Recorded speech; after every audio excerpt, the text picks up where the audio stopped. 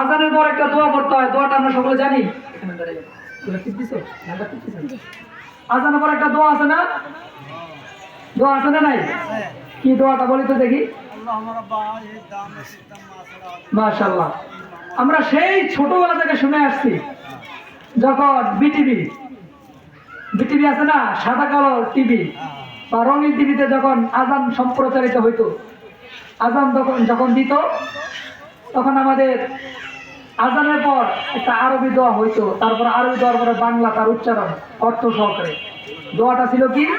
আল্লাহুম্মা রাব্বা হাযিহি দাওয়াতিত তাম্মাহ ওয়াস-সালাতিল কাইমাহ আতি মুহাম্মাদানিল ওয়াসিলাতা ওয়াল ফাদিলাহ ওয়াবআসহু মাকামান মাহমুদা লিল্লাযী ওয়া'আদতা ইন্নাকা লা তুখলিফুল মি'আদ। এই দোয়াটা আমরা মুখস্থ করতে পারবো ইনশাআল্লাহ।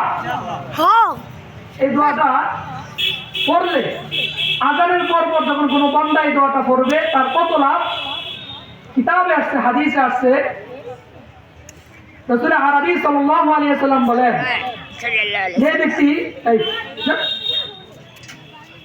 যে ব্যক্তি আজান শোনার পরে এই দোয়াটা পড়বে, রাসূল বলেন হাল্লাত লাহু শাফাআতি ইয়াউমাল কিয়ামাহ, কিয়ামতের দিন ওই বান্দার জন্য আমি রাসূলের সুপারিশ করা আবশ্যক হয়ে যায়। বলেন সুবহানাল্লাহ। চিন্তা করছেন, রাসূলের শাফাআত সেই ব্যক্তির জন্য আবশ্যক হবে যেই ব্যক্তি আযানের পর এই দোয়াটা পড়বে। বলেন সুবহানাল্লাহ। রাসূলের শাফাআত ছাড়া জান্নাতে যাওয়া যাবে? যাবে? শাফিউল উম্মাম হায় ওয়া নবী রোজে কিয়ামত, শাফিউল উম্মাম হায় ওয়া নবী রোজে কিয়ামত, শাফাআত করেগা खुदा के बस गुनाहगार उम्मत, शफाअत करेगा खुदा के बस गुनाहगार उम्मत, शाफिउल उम्मम है वो नबी रास्ते बेशुआ, आलम हुआ उसकी पैदाइश से उजाला।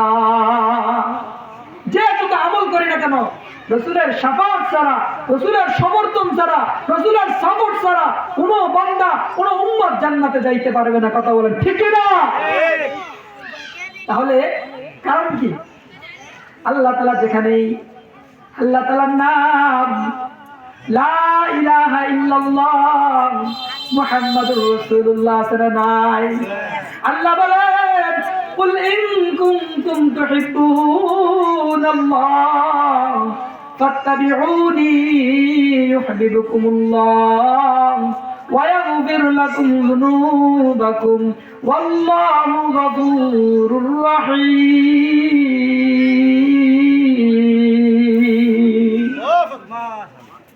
আল্লাহকে পেতে হলে আল্লাহর রাসূলকে ভালোবাসতে হবে। কথা বলেন ঠিক না? আল্লাহর জান্নাত পেতে হলে রাসূলের পদাঙ্ক অনুসরণ করা ছাড়া কোনো বান্দা জান্নাতে যাওয়া পসিবল না। ঠিক কি না? এই জন্য কবি বলেন রবুবিয়ত খুদা কি হ্যায় জাহাঁ তক, রবুবিয়ত খুদা কি হ্যায় জাহাঁ তক, নবুয়ত মুস্তাফা কি হ্যায় ওয়াহাঁ তক। আল্লাহ তাআলা রব্বুল আলামিন আর রাসূল হলেন রাহমাতাল লিল আলামিন। কথা বলেন ঠিক কি না? রব হলেন রব্বুল আলামিন, রাসূল হলেন রাহমাতাল লিল আলামিন। রবের যতটুকু পর্যন্ত রবুবিয়ত আছে, রাসূলের ততটুকু পর্যন্ত নবুবিয়ত আছে। কথা বলেন ঠিক কি না? সুতরাং রাসূলের সুপারিশ পেতে হলে, রাসূলের সাপোর্ট পেতে হলে, রাসূলের সাপোর্ট, রাসূলের সুপারিশ পেতে হলে আমার আপনার রাসূলের কাজগুলা, রাসূলের পদাঙ্ক অনুসরণ জায়গায় জায়গায় করতে হবে। সুতরাং কোনো ব্যক্তি যদি আযান শোনার পরে এই দোয়াটা পড়তে পারে, বান্দার জন্য রাসূলের সুপারিশ করা আবশ্যক হয়ে যাবে। বলেন সুবহানাল্লাহ। কথা শিখতে পারবো ইনশাআল্লাহ? শিখতে পারবো নি? জামাত কিন্তু নির্দিষ্ট টাইমে হয়ে যাবে 7:15। তো এই যে আমরা এখানে বসছি, আমাদের লাভ না লস? এই যে হুজুরের কত চমৎকার সুর, মাশাআল্লাহ, তার চমৎকার সুরে আমি মুগ্ধ হয়ে গেছি। মুফতি আবু সাইদ আব্বাসী অত্যন্ত চমৎকার আলোচনা করেছেন। কিতাবে আসছে তাদারুসুল ইলমি সাআতুন খায়রুম মিন 60 সানা ও 70 সানা।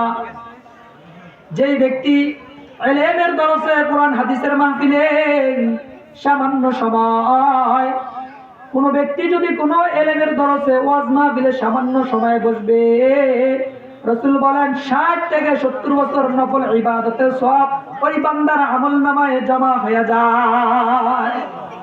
কত বছর? কত বছর? 60 থেকে 70 বছর নফল ইবাদত করলে যে সওয়াব, ওই সওয়াব এই সমস্ত মজলিসে বসলে তার আমলনামায় জমা হয়ে যায়। সুতরাং এই মজলিসগুলো অনেক দামি একটা মজলিস। আর ওই যে হুজুরে বলেছে যে মজলিসে বসতে দেরি, মজলিস ব্যক্তি যে বসবে তার পিছনে গুনাহ খাতা মাফ হইতে দেরি না। আল্লাহ বলেন তোমরা সাক্ষী থাকো, এই মজমায় যারা বসবে তাদেরকে ক্ষমা করে দিলাম। বলেন সুবহানাল্লাহ। এটা বুঝা গেল আমরা এই মজলিসে বসে ঠকছি না দিচ্ছি? ঠকছি না দিচ্ছি? যারা এই মজলিস রাইগা মেলায় মেলা ঘুরতেছে, চায়ের স্টলে ঘুরতেছে, তাদের কপাল পুড়ে গেছে। কথা বলেন ঠিক কি না? দুনিয়ার লাইনে পুরুক না পুরুক, লেকিন আখিরাতের লাইনে পুড়ে গেছে। সুতরাং সকলকে অনুরোধ করবো, ভাইয়া এই মাহফিলটা হতে পারে আমার আপনার জীবনের শেষ মাহফিল, ঠিক কি না?